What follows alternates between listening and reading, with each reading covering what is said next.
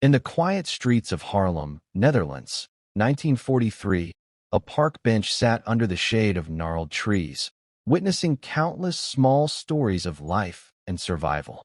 On one crisp afternoon, a young girl with braided pigtails approached a solitary woman sitting there. The girl looked no older than 12, innocent in appearance, her face unassuming and harmless. Yet, in her hand, she carried a weapon that would soon change history. Her question was simple: "What's your name?"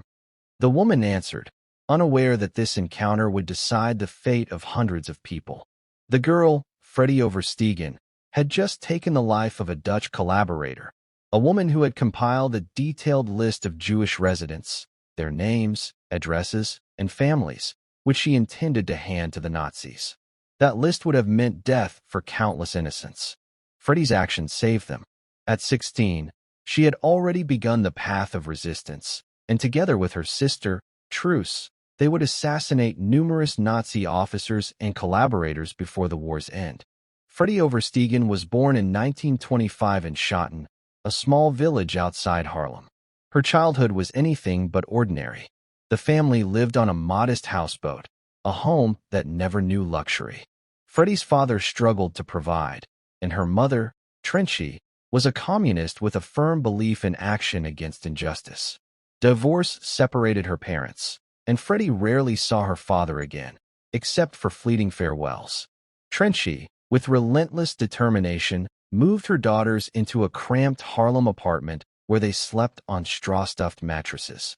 Despite their poverty, the family always welcomed those in need: Jewish refugees fleeing Germany, political dissidents running from Nazi persecution, and strangers seeking shelter. Freddie and Truus grew up sharing their small beds with people whose names they sometimes never knew, learning early that some values mattered far more than comfort or security. Their mother's lesson was simple yet profound: to help others, one must be willing to make sacrifices. May 10, 1940, changed everything. Nazi Germany invaded the Netherlands, and in just 5 days, the Dutch army surrendered. Freddie was 14, Truus 16, and the shadow of occupation loomed over their lives. Streets filled with German soldiers, Nazi flags draped buildings, and an oppressive fear blanketed the nation. Yet, the Overstegen family refused to hide. Freddie and Truus joined their mother in distributing anti-Nazi pamphlets and clandestine newspapers. By night, they would sneak through the streets, past the watchful eyes of German troops, covering propaganda posters with messages of freedom and hope. Their hearts pounded with every pedal on their bicycles, knowing that capture could mean instant death. But their resolve was unbroken, and their courage unmatched by anyone in the neighborhood. Their bravery drew attention. In 1941, a man named Frans van der Waal, commander of the Haarlem Council of Resistance, came to recruit them. The family's acts of defiance, from harboring refugees to distributing illicit pamphlets, had reached the underground networks fighting the occupation. Freddie and Truus, despite their youth, were ready to take part in the resistance. Yet van der Waal needed proof of their resolve.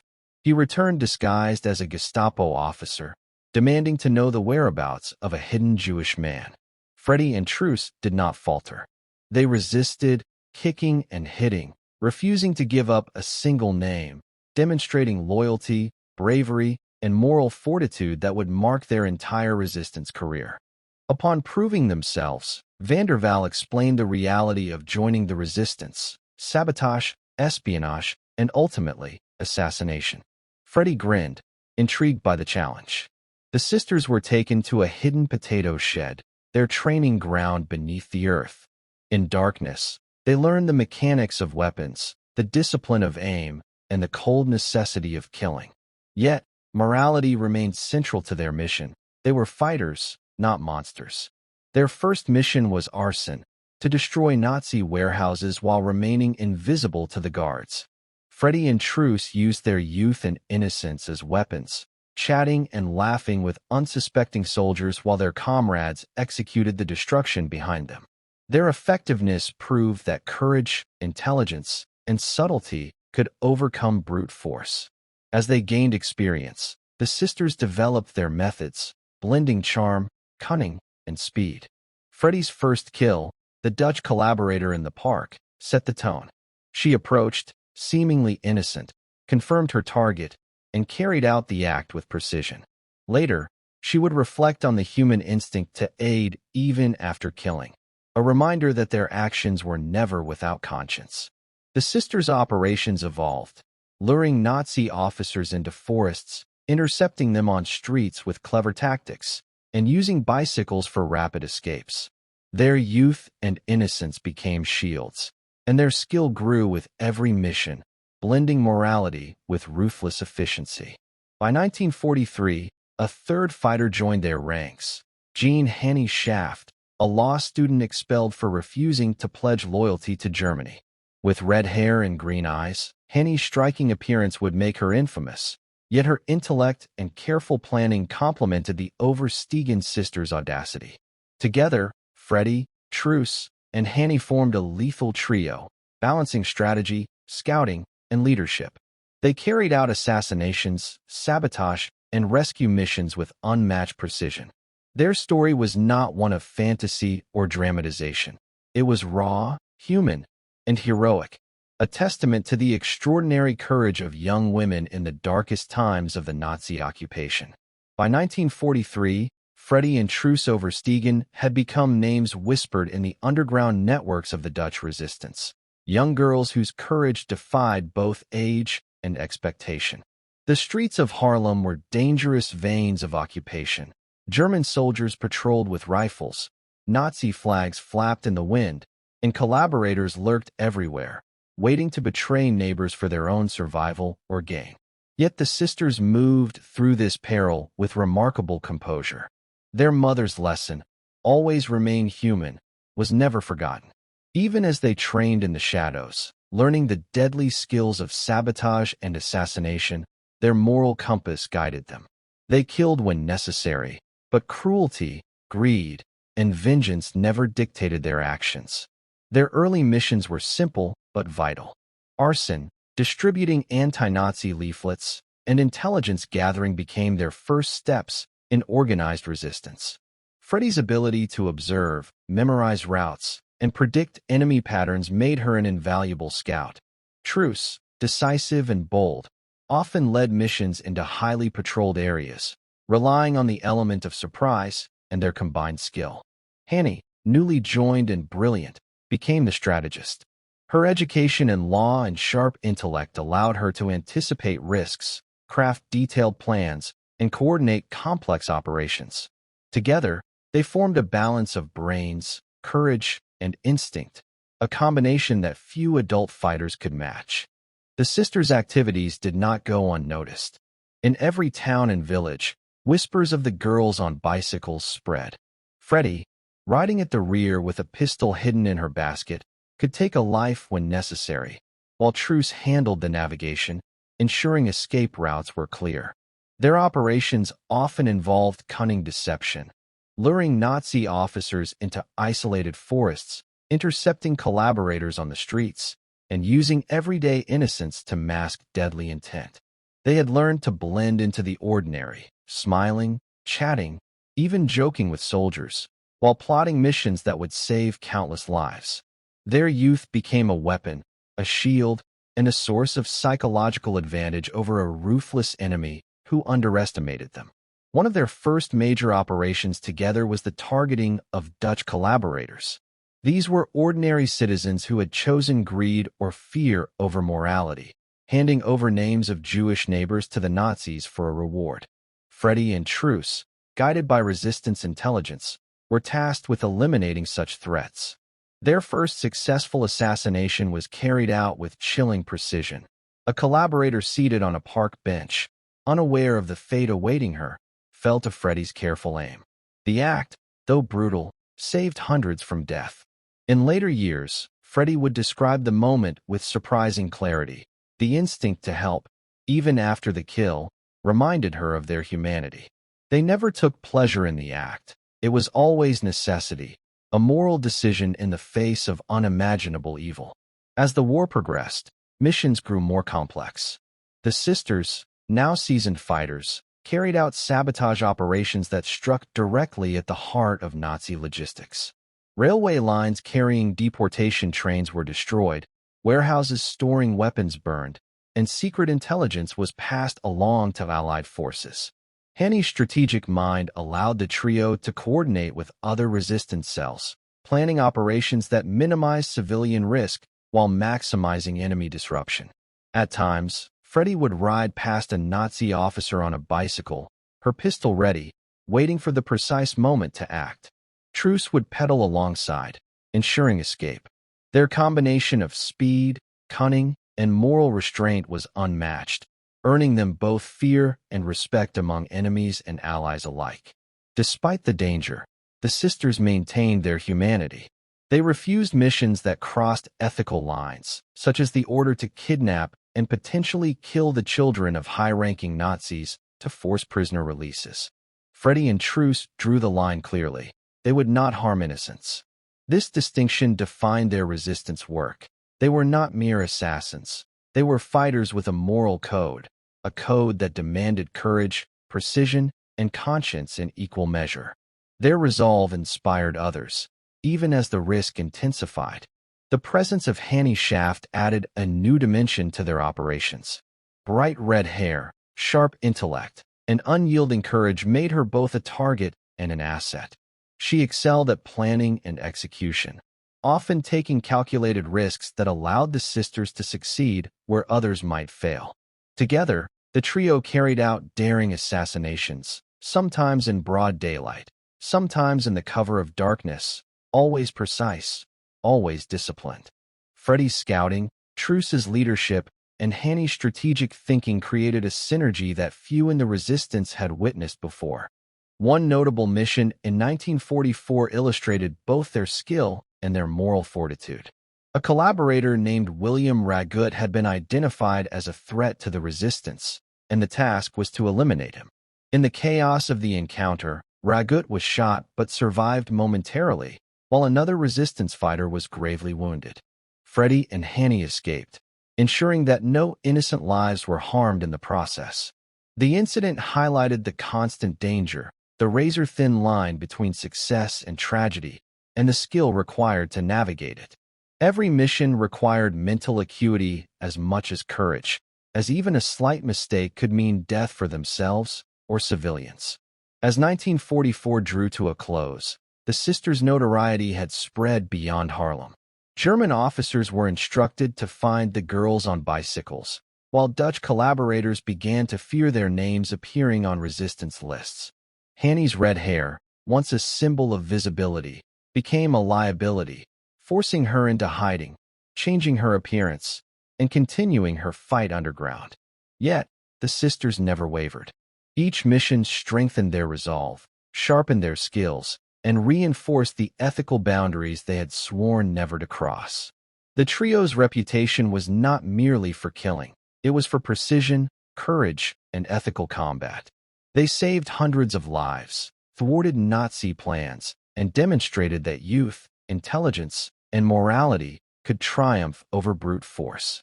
Each operation, from the sabotage of railways to clandestine assassinations, was executed with careful planning, tactical awareness, and an unwavering sense of humanity. While many in the Netherlands remained passive under occupation, the Oversteegen sisters and Hanny Shaft became symbols of active, ethical resistance, showing that courage combined with conscience could change the course of history. By the end of 1944, Freddie, Truce, and Hanny had not only grown in skill but also in legend. Their operations, once secret, were now the talk of underground networks, feared by collaborators and respected by Allied intelligence. Yet the weight of their actions was always personal. Each mission left emotional scars, reminders of the moral burden carried by those who fight evil without losing their humanity. The sisters never celebrated their kills, they mourned the necessity of them. Their lives were defined not by glory, but by quiet heroism, discipline, and moral clarity in a world of chaos and horror. In the shadows of occupied Harlem, these three young women carved a path of courage, ethics, and precision that would later be recognized as extraordinary. They were fighters, not for fame, but for life, morality, and justice. They moved like shadows, struck with skill, and vanished before retribution could arrive. Every mission, every act of sabotage, every carefully executed assassination reinforced their commitment to resist, to survive, and to remain human in a world determined to strip humanity from its people. By early 1945, the Netherlands was a country teetering on the edge of liberation. Allied forces were pressing from the west, pushing German soldiers back toward the Rhine. Yet, even as victory seemed near, danger was more concentrated than ever. The Nazis, desperate to maintain control, had intensified patrols, set up checkpoints, and issued orders to find and eliminate every known member of the resistance. Freddy and Truus Overstegen, along with Hannie Schaft, remained central figures in the underground networks, carrying out missions that balanced sabotage, assassination, and protection of civilians. Their presence alone was a symbol of defiance. The streets of Haarlem and surrounding towns were riddled with collaborators, some eager to betray friends and neighbors for a small reward, others acting out of fear. Every mission carried the potential for catastrophe, and every decision could mean life or death. Hannie Schaft, whose red hair had once made her a visible target, had learned to change her appearance constantly. She dyed her hair black, wore glasses, and altered her clothing style to blend into the crowd. Yet her intellect and presence made her unforgettable to those who encountered her. She remained the strategist, calculating risks with the precision of a chess master. Freddy and Truus, while seasoned fighters, relied on Hannie's planning for high-stakes operations. Together, the trio executed daring acts, blowing up railway lines carrying deportation trains, intercepting intelligence meant for German officers, and rescuing civilians targeted for arrest. These operations were no longer minor acts of defiance. They were pivotal interventions that saved lives and disrupted Nazi control in key regions. One of their most challenging missions involved a high-ranking collaborator named William Ragut. Ragut had been responsible for betraying multiple resistance cells and had personally overseen the arrest of Jewish families in Haarlem. Freddy, Truus, and Hannie were tasked with neutralizing him. The operation required meticulous timing. Ragut's routines were carefully observed, his security detail mapped, and escape routes planned. During the operation, a firefight erupted. Ragut was wounded but did not die immediately, while a fellow resistance fighter, Jan Bonamp, was critically injured. Hannie managed to escape under the chaos, but Bonamp was captured. The mission highlighted the ever-present danger, even for experienced operatives, and underscored the brutal reality of war. Victory often came at a cost, and moral courage had to coexist with tactical ruthlessness. By March 1945, Hannie's visibility became a liability. Despite all precautions, her identity was compromised. An officer posing as a friend approached her during a routine courier mission, exploiting her trust and the chaos of wartime operations. Hannie was captured and taken to a prison in Amsterdam. The conditions were harsh. She was placed in solitary confinement, interrogated daily, and subjected to physical and psychological torture. The Nazis were desperate to extract information, names of resistance members, safe houses, and plans for upcoming missions. Hannie endured it all without betraying a single soul. She refused to reveal the identities of Freddy, Truus, or any other operative, protecting her comrades even at the cost of her own life. Her defiance became a symbol of resistance, demonstrating the extraordinary strength of those who risked everything to fight tyranny. Freddy and Truus continued their operations while Hannie was imprisoned. Each mission was now tinged with the urgency of the war's end and the worry for their captured friend. They carried out sabotage missions, destroyed Nazi supply lines, and coordinated intelligence for the Allies. Yet, the shadow of Hannie's absence loomed over every decision. Every successful mission was bittersweet, a reminder of the sacrifice required in their fight. They knew that the liberation of the Netherlands was imminent, but Hannie's fate remained uncertain. The sisters moved through the streets like ghosts, always vigilant. always aware that each encounter could be their last. The war's end was approaching, but the Nazis remained relentless. Orders came to execute captured resistance fighters, ignoring any temporary ceasefires or agreements. On April 17, 1945, Henny Shaft was led to the sand dunes of Ovine, the same site where hundreds of resistance members had been executed and buried. Two Dutch collaborators, Mata Schmitz and Martin Kuiper, were tasked with her execution. A bullet grazed her head, wounding her but failing to kill her. Henny, defiant to the very end, looked at her executioners and uttered words that reflected her courage and skill. "I shoot better than you." Kuiper fired again, ending Henny Shaft's life. She was just 24 years old.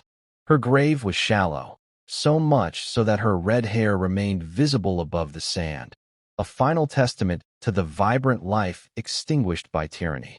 For Freddie and Truus, Henny's death was a profound loss. The liberation of the Netherlands, just weeks later on May 5, 1945, was a moment of joy tempered by grief. While the country celebrated freedom, the sisters mourned a friend who had sacrificed everything. The war had taken millions, yet Henny's story became a powerful symbol of moral courage and resistance. Freddie and Truus continued to honor her memory in small, personal ways, visiting her grave, leaving flowers, and recounting her bravery to those who would listen. In the post-war years, Freddie and Truus were largely forgotten by the Dutch government, sidelined because of their communist affiliations. Despite risking everything to save lives and resist occupation, their contributions were ignored. Truus channeled her grief and frustration into art, creating memorials that celebrated resistance fighters and writing memoirs detailing their operations. Freddie attempted a more private life, marrying and raising a family, though the memories of war, of lives saved and lives lost, never left her. Insomnia, nightmares, and the weight of responsibility were constant companions. Yet, both sisters remained steadfast in their belief that their actions, guided by morality and humanity, had been justified. Years later, recognition came, though long overdue. In 2014, Dutch Prime Minister Mark Rutte invited Freddie and Truus to a ceremony honoring their bravery. They were awarded the Mobilization War Cross, a military honor acknowledging service during World War II. Freddie was 89, Truus 91. Finally, the nation acknowledged what they had known all along. These women, these girls on bicycles, had saved countless lives, maintained their humanity in the face of monstrous evil, and exemplified courage of the highest order. Streets in Harlem were named after them. Books and documentaries chronicled their deeds, and the sisters, though aged, received the gratitude that had been delayed for decades. The legacy of Freddie, Truus, and Henny Shaft endured beyond the war. They were remembered not only for the lives they saved and the enemies they defeated, but for their moral clarity in an era defined by moral collapse. They had killed, they had resisted, yet they had never lost their humanity. In a world where cruelty was rewarded and fear dictated behavior, these young women chose courage, conscience, and compassion. Their lives became a blueprint for resistance, a testament that in the darkest hours, humanity need not be abandoned, and bravery need not be limited to the battlefield. The war had ended, but its echoes reverberated through the lives of those who had survived. Freddie and Truus Overstegen emerged from the shadows of occupied Netherlands into a world eager to rebuild, yet largely indifferent to the personal sacrifices of its unsung heroes. The streets of Harlem, now free from Nazi banners, felt quieter, almost hollow, without the daily tension that had defined their teenage years. Yet the absence of danger did not bring peace. Freddie and Truus carried invisible wounds, memories of friends lost, lives ended in the forest, and the moral weight of choices that no ordinary teenager should have faced. Their courage had saved countless people, yet the society they had protected seemed unable or unwilling to acknowledge their contributions. For Freddie, the transition from resistance fighter to civilian was a delicate balancing act. She married a man named Jan Decker, and together they had 3 children. She attempted to build a life that resembled normalcy, hoping that family, routine, and domestic comfort could ease the shadows of war. Yet nightmares intruded on her nights. The faces of collaborators, German officers, and even innocent victims haunted her sleep. At times, Freddie awoke, drenched in sweat, the pistol in her bicycle basket from 1943 appearing as real as it had in her youth. The world outside continued, indifferent, while inside, the war never truly ended. She rarely spoke of Henny Shaft or the countless missions she had carried out. To tell anyone, even her husband, felt impossible. How could she explain the weight of taking lives to save others, the paradox of morality in a world that had abandoned it? Truce, meanwhile, chose a different path. She turned to art, a form of therapy and remembrance intertwined. Sculpting memorials and creating visual narratives, she immortalized the resistance and the sacrifices that had gone unnoticed. Her works adorned local museums and public spaces, telling stories of courage, fear, and moral fortitude without uttering a single word. Writing became another outlet. Her memoirs recounted the journeys through forests, the clandestine meetings, and the operations that disrupted Nazi plans. Yet even in these, she maintained discretion, protecting names, details, and sensitive locations to ensure that the spirit of resistance remained alive while preserving the safety of surviving members. Through art and literature, Truce continued to fight, not against Nazis, but against forgetting, against the erasure of those who had risked everything to save lives. Despite their efforts to live quietly, the Cold War created a new type of obscurity for the Oversteegen sisters. Their mother's communist affiliations, once a mark of bravery and moral conviction, became a source of suspicion in post-war Netherlands. Governments, wary of political affiliations, sidelined individuals whose actions during the war did not align neatly with Western democratic narratives.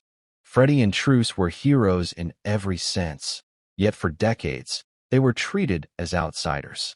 Recognition, if any, was muted, and their contributions were largely absent from official accounts of the resistance.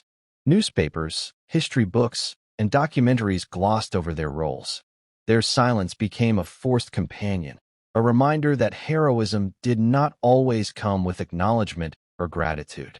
Even as the decades passed, Freddie and Truce maintained their principles.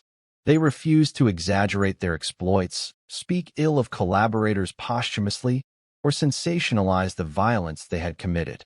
Their morality had remained intact, a stark contrast to the world they had confronted. Freddie, though private and reserved, became a quiet presence in her community, sharing lessons of courage and humanity with her children in subtle ways. Truce, through her art, reached broader audiences, embedding the values of sacrifice and responsibility in each sculpture, painting, and written word. Together, they shaped a narrative that emphasized moral clarity over fame, action over recognition. In 2014, nearly 70 years after the liberation of the Netherlands, a long overdue acknowledgement finally arrived. Dutch Prime Minister Mark Rutte personally invited Freddie and Truce to a ceremony honoring their service during World War II. They were awarded the Mobilization War Cross, a distinguished military honor recognizing their extraordinary contributions. Freddie was 89, Truce 91. The ceremony was held with dignity, attended by officials, surviving resistance members, and journalists eager to document the event. For Freddie and Truce, it was more than recognition. It was closure, a rare moment when the country they had risked their lives to save officially said, "Thank you." For decades, silence had been their companion. For the first time, gratitude was publicly and formally expressed. Despite this recognition, the sisters' humility endured. Freddie refused to discuss the exact number of Nazis and collaborators she had killed. Truce remained equally reserved. To them, the numbers mattered less than the principles that guided each mission. Lives had been saved, atrocities prevented, and humanity preserved. These were the metrics of their heroism, far beyond medals or official acknowledgement. Their recognition was symbolic, a final reconciliation between individual bravery and a society slow to appreciate it.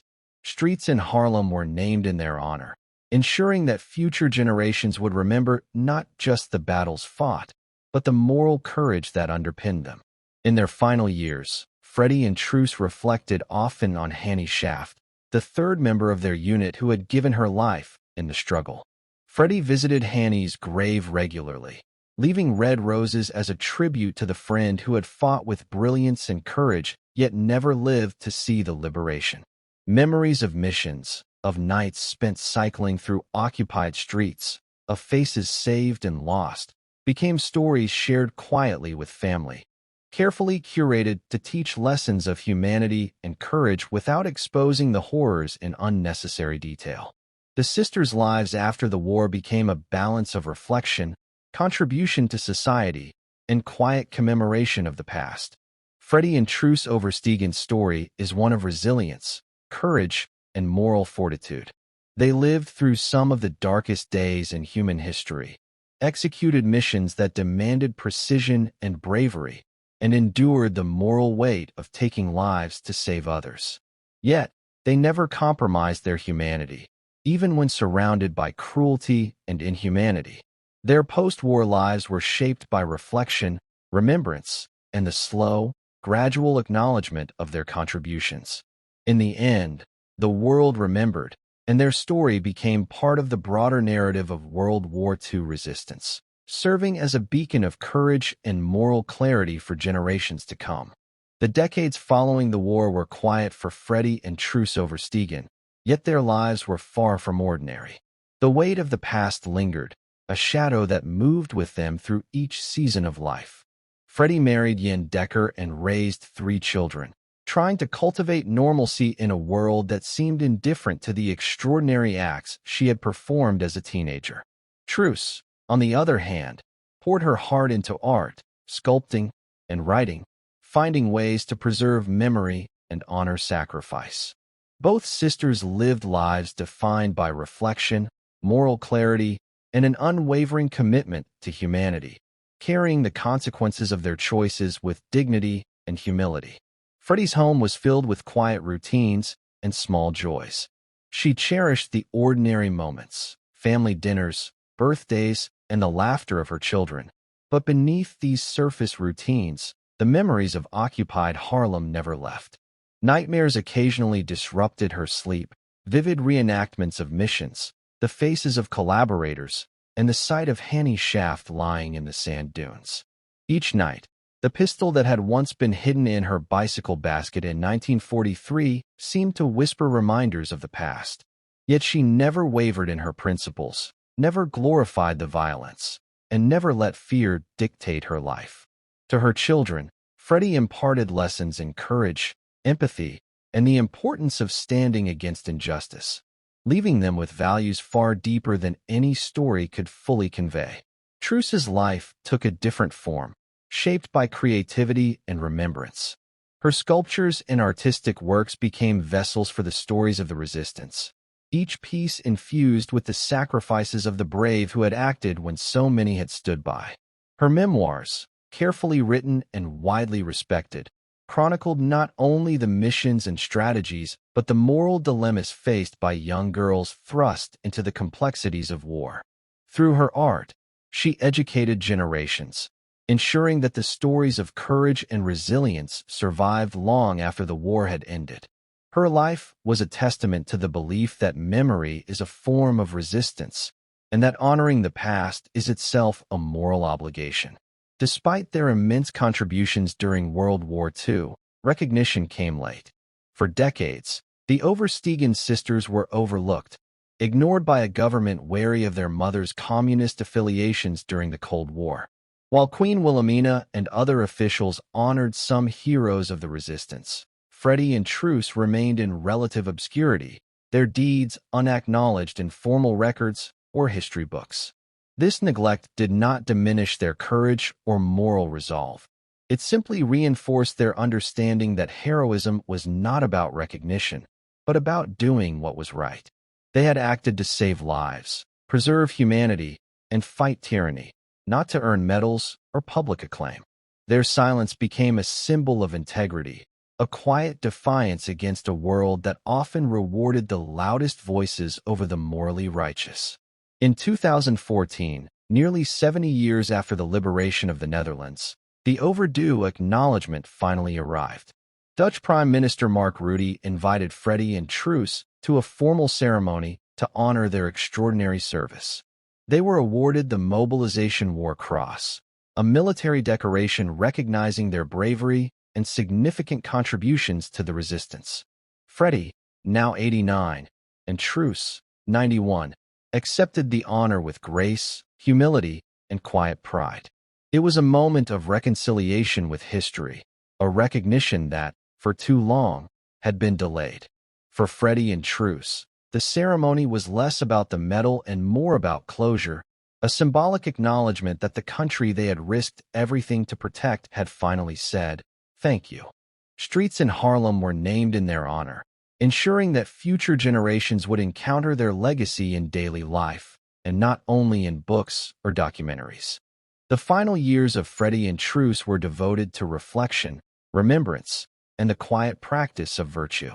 Freddie continued to visit Hannie Schaft's grave, leaving red roses in memory of the friend and comrade who had given her life for the cause they all shared. She taught her children and grandchildren about courage, the cost of moral choices, and the importance of standing against injustice. Truus maintained her artistic endeavors, creating works that inspired, provoked thought, and commemorated those who had fought and died for freedom. The sisters' story became a testament to the power of moral clarity, the resilience of the human spirit, and the enduring importance of remaining humane, even when facing unimaginable evil. Truus Overstegen passed away on June 18, 2016, at the age of 92. Freddie Overstegen followed on September 5, 2018, one day before her 93rd birthday. Their deaths marked the end of a chapter in the history of the Dutch resistance. Yet their legacy continued to shape the collective memory of a nation. Historians, filmmakers, and writers preserved their stories, ensuring that the courage of two teenage girls who had defied tyranny, protected the innocent, and maintained their humanity in the face of unspeakable violence would inspire generations to come. Their lives illustrated that heroism is not always loud or celebrated, but often quiet, steadfast, and morally unwavering. Freddie and Truus had killed, faced death, and witnessed atrocities beyond imagination, yet they never abandoned their principles. They refused to harm children, protected friends and comrades, and maintained empathy in a world where empathy was often a liability. Their moral compass remained intact, setting them apart from the monsters they fought. In their deaths, the world remembered not just the actions of resistance fighters, but the human choices behind them. The courage to act, the strength to resist, and the integrity to remain humane. Their story reminds us that heroism is measured not just by what one does, but by how one remains true to humanity, even in the darkest of times. Freddie and Truus Overstegen are immortalized not only through official recognition and historical accounts, but also in the lessons they left behind. Always stay human. Protect the innocent. Fight tyranny with courage, intelligence, and moral clarity. Their lives were a bridge between the horrors of war and the enduring values of humanity. Even in a world quick to forget, their legacy serves as a moral compass, guiding future generations through the complexities of right and wrong, courage and fear, action and restraint.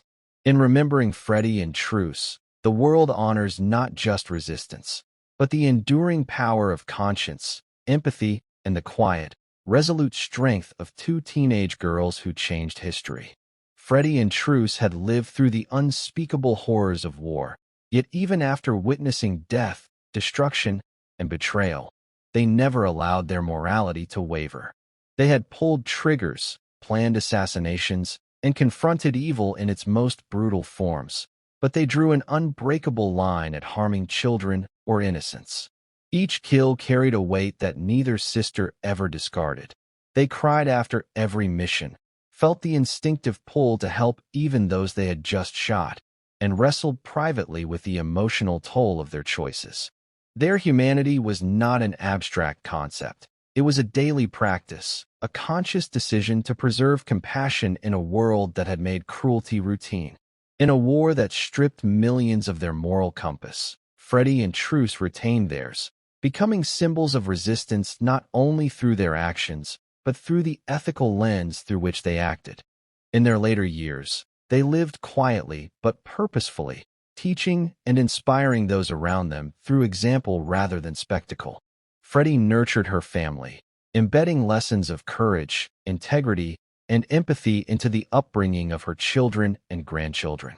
Truce, meanwhile, immortalized the stories of the resistance through art and literature, creating sculptures, memoirs, and memorials that honored the courage of ordinary people who had done extraordinary things. Together, they preserved the memory of the war in its most nuanced form. The moral decisions, the personal sacrifices, and the enduring human spirit that persisted even in the darkest hours. They were not content with glory or recognition.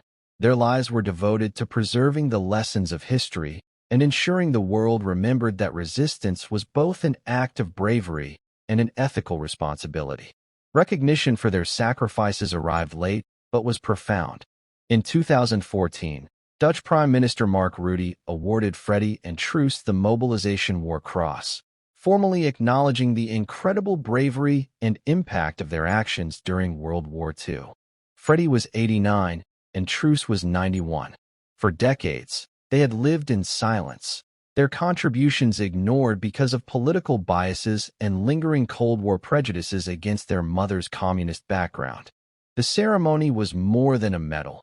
It was validation, an official affirmation that the country they had risked everything to protect finally remembered them. Streets in Harlem were named in their honor, books were written, and documentaries told their story, but more importantly, their lives and choices became a touchstone for future generations about courage, conscience, and the difference between fighting evil and becoming it. The final years of Freddie and Truce were also years of reflection and reconciliation. Freddie continued to visit Hannie Schaft's grave, leaving red roses for the friend who had given her life during the resistance. She spoke sparingly about her experiences, but her lessons were embedded deeply in the lives of her children, teaching them the importance of justice, empathy, and moral courage. Truce, through her sculptures and writings, ensured that the history of resistance, the ethical choices, and the personal sacrifices of countless unsung heroes would endure. Their lives demonstrated that true heroism is not measured by fame or recognition, but by moral integrity, the protection of the innocent, and the courage to act against tyranny when action is dangerous and necessary. Truce Overstegen passed away on June 18, 2016, at 92 years old, and Freddie followed on September 5, 2018, one day shy of her 93rd birthday. Their deaths closed a chapter on two of the most extraordinary lives in Dutch resistance history, but their legacy lives on. They remain symbols of the power of conscience, moral courage, and humanity in a world that had been consumed by cruelty. Their story reminds us that even in times of unspeakable horror, it is possible to fight for justice without losing one's humanity, to act with bravery while remaining ethical, and to inspire generations long after the battles have ended. Freddie and Truce Overstegen were not just warriors. They were moral beacons, guiding the world through the complexity of courage, choice, and conscience.